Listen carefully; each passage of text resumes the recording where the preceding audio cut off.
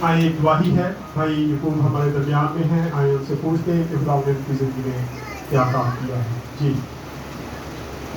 मेरी तरफ सारे भैन भरावां नूं सलाम। मेरी गवाही इस तरह की है, मैं डॉक्टरों के कोल गया, पहले दिन गया तो उन्होंने ना मैनू ना मेरा सारा ट्रीटमेंट किया, जो ट्रीटमेंट करके मैनू कहते मतलब टेस्ट टूस्ट किए तो उन्होंने मैनू कह दिता जी तेरा ना तेन आपका टेस्ट पी है तेन काला जलकान है, तेरे दिल का मसला है, तेरा ऑपरेशन नहीं हो सकता। मैं वापस आ गया घर, मैं पास साहब के दुआ की, मैं क्या पास साहब मैंने उन्होंने जवाब डॉक्टर ने देता, कहना यूट्यूब तेन किस तरह डॉक्टर जवाब दे सकते हैं, तू ठीक है, तू भरोसा रख। मैं ना आंसू सुकून आखिया कहना यूट्यूब तू रोना, तू खुदा के खादमा ना गया, तेन कुछ भी नहीं होगा, तू जा फिर दोबारी बात। मैं जाके जिले मैं टेस्ट करान गया तो उत्थे ना उन्होंने ईको मैंने दे दी, ईको के मैं दफ्तर गया, उन्होंने हस्पताल गया, जिस वे उन्होंने मैंने कह दिता कि तू ना अगर जो 1500 रुपया फीस भर सकना है तो तेरे इतनी कर देंगे, जो सरकारी तौर करानी फिर तेनों पैन देंगे। मैं क्या मैं 1500 भर देगा, उन्हें तुम 2 बजे आओ।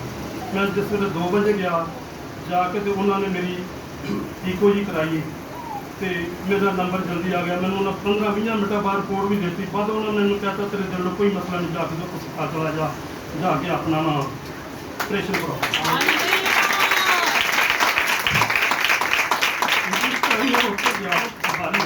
उन्होंने मेरा ट्रीटमेंट थोड़े प्लस सब कुछ ठीक है।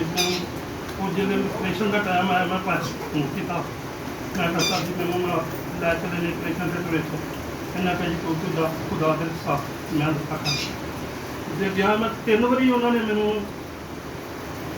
ऑपरेशन से लगाया ने, 3 बारी उन्हें मैंने बाहर कटता। फिर डॉक्टरों की मीटिंग बैठी है घंटा मीटिंग बैठी, फिर मैंने लगाया ने, फिर उन्होंने स्विच पर पाता है, उन्हें कहती कंडीशन बनाओ, मेरी कंडीशन उन्हें बना दी। उन्हें मैंने लम्मा पा के बाद मैंने पुछते तेरा नाम की, मैं क्या मेरा नाम यूट्यूब। कहता यार पूरा नाम दस की, मैं क्या मेरा नाम यूट्यूब है, तेरे वाला का नाम की दादा है।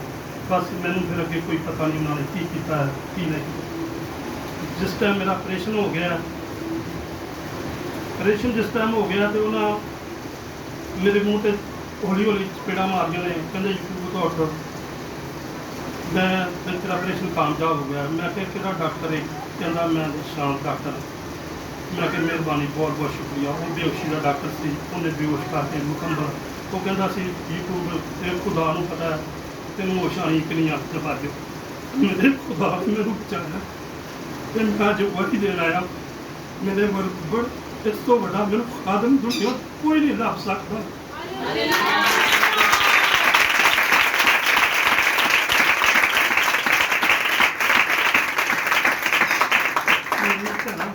सारा मेरे लिए दुआ करूँ, मेरा जख्म पिछले बहुत गहरा है, मेरी सोच को भी गहरा है। तो जो मैं लोगों के जख्म देखते हैं ना, मैं अपना जख्म को बहुत गहरा है। खुदा को भी धन्यवाद। भाई यकूब ने मुझे सुबह एक दिन फ़ोन किया, मैं सोया था, जब मैंने इनका फ़ोन उठाया तो ये रो रहे थे कि डॉक्टर ने मुझे जवाब दे दिया। मैं कहा डॉक्टर कौन होते जवाब देने वाले, आपको हुआ क्या हुआ आपको जो डॉक्टर ने जवाब दे दिया। डॉक्टर कैसे जवाब दे दिया, उन्होंने कहा दिल भी खराब है प्लांट। मैं क्या कुछ नहीं होगा आपको। और फिर इनके जो अल्फाज थे मेरे खुद आंसू निकल आए। इन्होंने मुझे कहा कि भाई साहब अगर मेरे को कोई गलती हुई तो मुझे माफ़ कर देना। और ये अल्फाज वो अल्फाज हैं जब बंदा बिल्कुल हिम्मत आ जाता है तो फिर वो किसी को कहता है कि अगर मैंने कोई गलती की तो मुझे क्या कर देना, माफ़ कर देना। और ये इनके अल्फाज थे जो मेरे दिल को चीर गए। फिर मैंने दुआ की और मैंने कहा भाई इनको आप वापस जाए, खुदावंद करेगा आपका ऑपरेट भी होगा और आप वापस भी सलामती से आएंगे। और खुदावंद का शुक्र है कि भाई आपके सामने सलामती से खड़ा है। हम इनके लिए दुआ गो हैं कि खुदावंद के जख्म को जल्द अज जल्द फाटे और इनका जख्म जो है वो हीला हो जाए और तमाम वो बीमारियाँ जो डॉक्टर ने बताई हैं वो इसकी ज़िंदगी में दोबारा एंट्री करने की कोशिश करें। ये भी यरू की क्या है, दीवारें हैं जो खुदावंद के नाम से गिराई गई और ये गिरी रहेगी। शुक्रिया।